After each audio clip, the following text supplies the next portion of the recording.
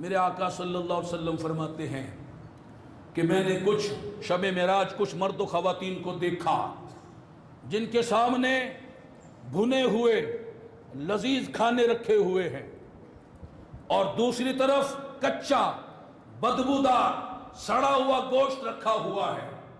وہ لذیذ خوشبودار بھنے ہوئے کھانوں کو چھوڑ کر اس سڑے ہوئے کچے بدبودار گوشت کو کھا رہے ہیں۔ میں نے جبریل سے کہا کہ یہ کون لوگ ہیں؟ جبریل نے فرمایا یہ وہ لوگ ہیں جو شادی شدہ ہو کر غیر عورتوں کے پاس رات گزارتے، اور یہ وہ عورتیں ہیں جو شادی شدہ ہو کر غیر مردوں کے پاس وقت گزارتی۔ مجھے بتاؤ آج یہ گناہ عام ہو رہا ہے یا نہیں؟ بوائے فرینڈ، گرل فرینڈ، یہ کیا ہے؟ یہ جو تماشا مچا ہوا ہے، شادی ہونے کے باوجود بیوی سو رہی ہے اور شوہر ٹیلی فون پر عشق مٹکا کر رہا ہے، بیوی کو چھوڑ کر اس کے پاس وقت گزار رہا ہے، عورتیں بھی اس طرح کے دھندوں میں لگی ہوئی ہی۔ یہ شکایتیں ہم تک پہنچتی ہیں، لوگ روتے ہیں شادی ہو گئی مگر حرکتیں نہیں بدلی، شادی سے پہلے جن سے تعلقات تھے ابھی تک جاری ہے، حرام کاریاں ہو رہی ہیں، بدکاریاں ہو رہی ہیں، بدنگاہیاں ہو رہی ہیں، بد کلامیاں ہو رہی ہیں، آوارہ گردیاں ہو رہی ہیں۔ انگریزوں کے پیچھے چل کر آج جو یہ حرام کاریاں ہو رہی ہیں، اگر انجام بھی ان جیسا ہو گیا تو پھر کیا کرو گے؟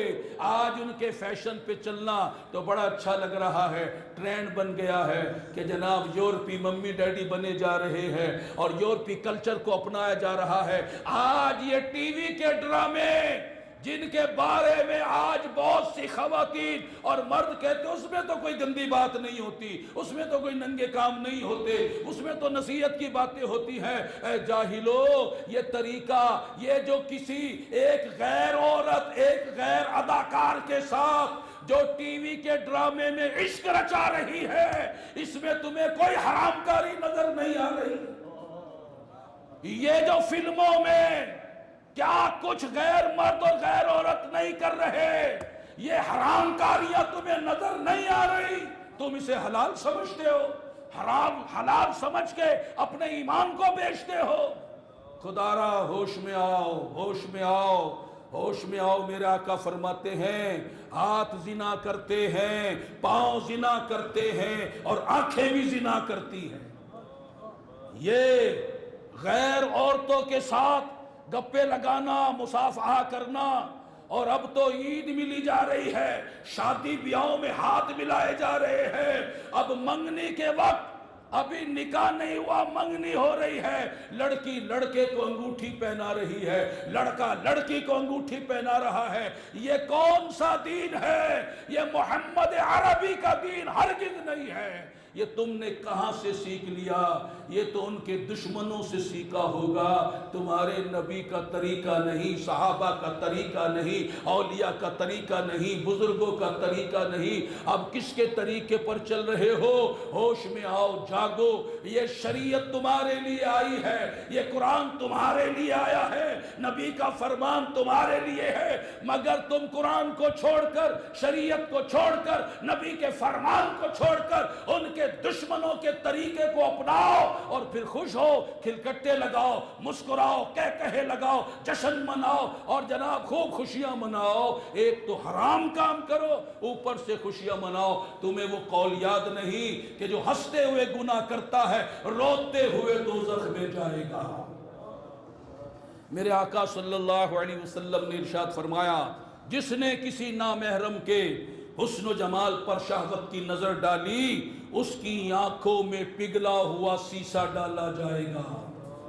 جس نے کسی اجنبی عورت سے مصافحہ کیا، روز قیامت وہ اس حال میں آئے گا کہ اس کا ہاتھ گردن کے ساتھ دوزخ کی زنجیروں سے جکڑا ہوگا۔ حضرت موسیٰ علیہ السلام نے بارگاہ رب العزت میں عرض کیا، اللہ جو بدکاری کرے اس کی کیا سزا ہے؟